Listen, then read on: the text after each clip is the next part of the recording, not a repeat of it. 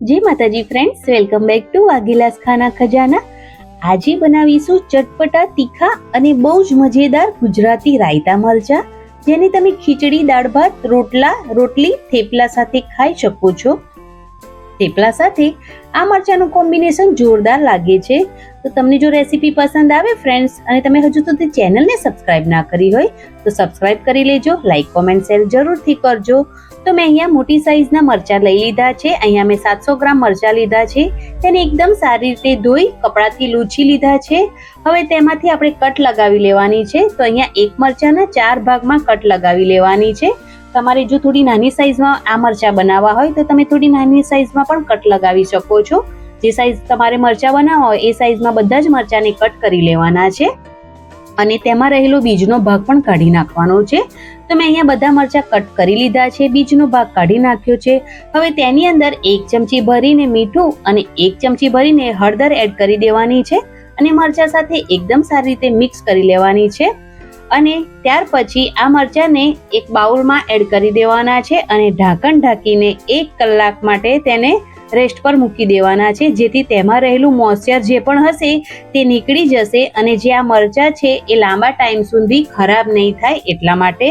તો અહીંયા તેનું પાણી છૂટું પડી ગયું છે. તો હવે આ મરચાંને આપણે બહાર કાઢી લઈશું. એક કાણાવાળું વાસણ લઈશું અને તેની ઉપર આ મરચાંને મૂકી દઈશું, જેથી જેમાં રહેલું થોડું ઘણું પણ પાણી જો બચ્યું હોય તો તે નીકળી જાય એટલા માટે. હવે તેને અડધો કલાક આ જ રીતે રહેવા દઈશું. ત્યાં સુધી મસાલો રેડી કરીશું.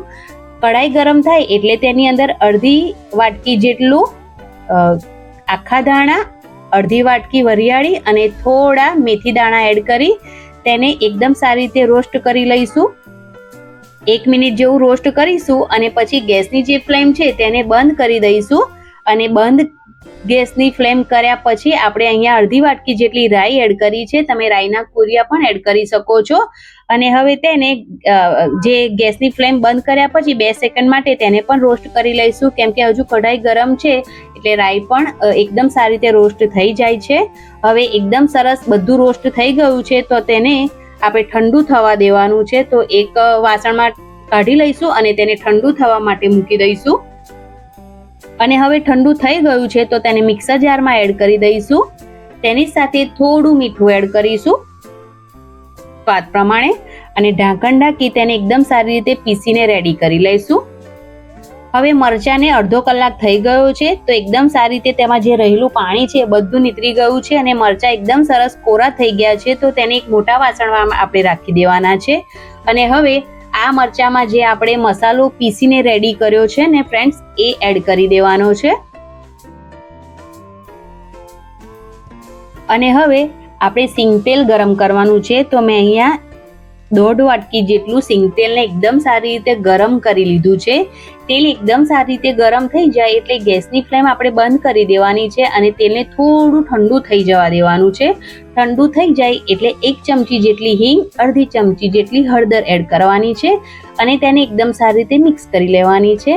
અને હવે તેલ છે એ ઠંડુ થઈ ગયું છે, તો તેને આપણે જે મરચાં છે તેના પર એડ કરી દેવાનું છે.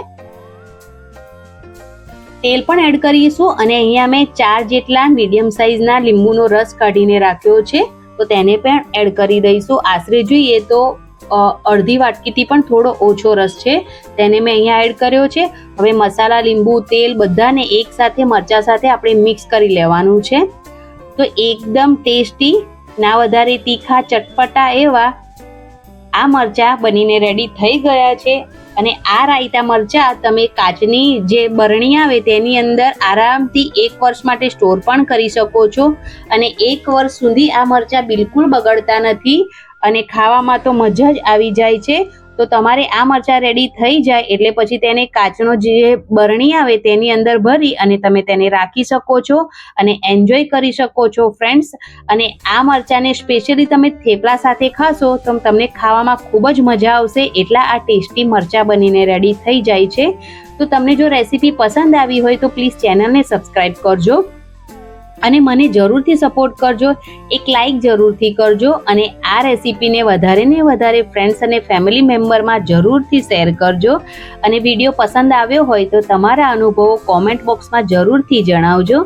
અને તમે મારો વિડીયો ક્યાંથી જોવો છો એ પણ ફ્રેન્ડ્સ પ્લીઝ મને કોમેન્ટ બોક્સમાં જરૂરથી જણાવજો. અને આવી જ અવનવી રેસીપી જોવા માટે પ્લીઝ મારી ચેનલને સબસ્ક્રાઈબ કરી મને જરૂરથી સપોર્ટ કરજો. તો મળીએ એક આવી જ અવનવી રેસીપી સાથે. ત્યાં સુધી આ રેસીપી તમે જરૂરથી એન્જોય કરજો. મારો વિડીયો જોવા બદલ તમારો ધન્યવાદ. મળીએ એક નવા વિડીયો સાથે. Thank you. Bye bye. Take care. જય માતાજી. આવજો.